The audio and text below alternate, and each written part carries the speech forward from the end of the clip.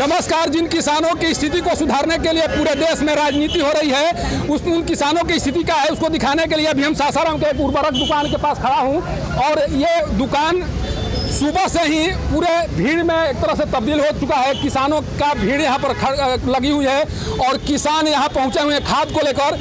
आप अंदाजा लगाइए कि जिन किसानों को खाद के लिए लाइन में लगना पड़ रहा हो, उस देश में किसानों का भला कैसे हो पाएगा।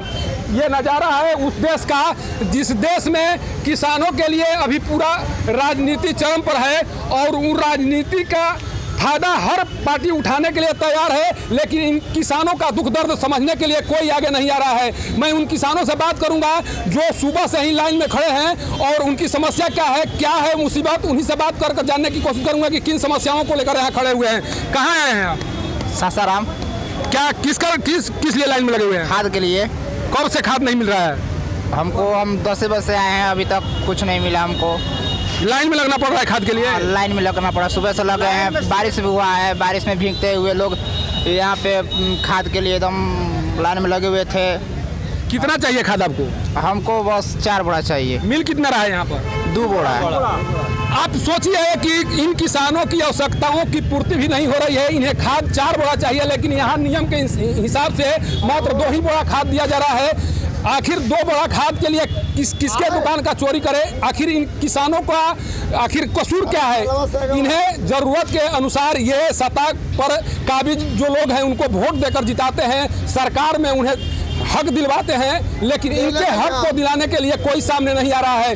यह किसान हैं जो बता रहे हैं कि इन्हें 4 बोरा यूरिया खाद की जरूरत है, लेकिन यहाँ केवल मात्र नियम के अनुसार 2 ही बोरा खाद दिया जा रहा है। और से किसान है, देखिए बहुत से किसान हैं जो लाइन में लगे हुए हैं, लंबी कतार है किसानों की। आप स्थिति को समझिए और उन किसानों के दुख दर्द को भी जानिए जो किसान रात दिन अपना मेहनत करके पूंजी लगाकर अपने फसलों को उगाते हैं, लेकिन जब अंतिम समय आता है, जब उन्हें उर्वरक की जरूरत पड़ती है तो उन्हें लाइन में लगना पड़ता है, उन्हें आग्रह करना पड़ता है, दौड़ धूप मचाना पड़ता है। और भी किसान हैं। कहाँ से आए हैं आप? किसागर से। खाद के लिए आए हैं जी। कितना दिन से खाद नहीं मिल रहा है? और आज हो गई 1 महीना, 15-20 दिन। अगर खाद नहीं मिला तो क्या होगा? फसल क्या होगा? धान मर जाएगा। धान मर जाएगा। पानी ठीक ठाक है? पानी है भी नहीं है।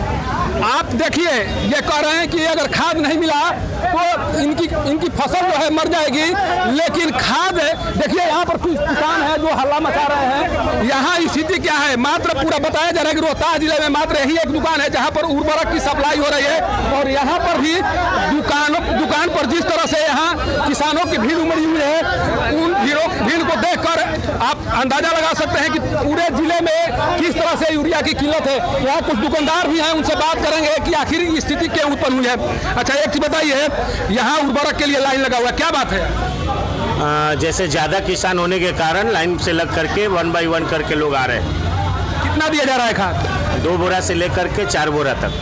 ये लोग बोल रहे हैं मात्र 2 ही बोरा दिया जा रहा है। अभी 2 ही दिया जा रहा है, लेकिन कोई अगर रसीद और कोई अपना आधार वगैरह लेके जो रसीद आ रहा है तो उसको 4 बोरा तक भी दिया जा रहा है। क्या मैंने खाद का किल्लत चल रहा है? क्या किल्लत नहीं है, बट अभी क्या है जैसे कि स्टॉक अभी 1000 बैग आया है, किसान ज़्यादा हो गए तो 2-2 बोरा करके सबको दिया जा रहा है।